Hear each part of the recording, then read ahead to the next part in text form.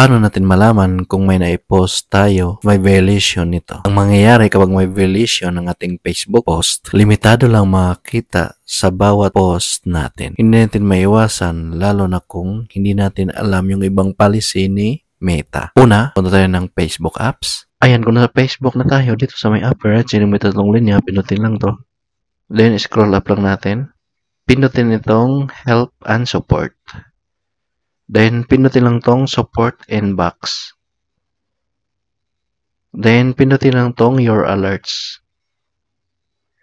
Dito na makikita yung mga post na may violation. So, kung mapapansin nyo, Brian Sides post goes against our community standard. So, nung September 17 tsaka 16, kung mapapansin nyo, sunod-sunod siya.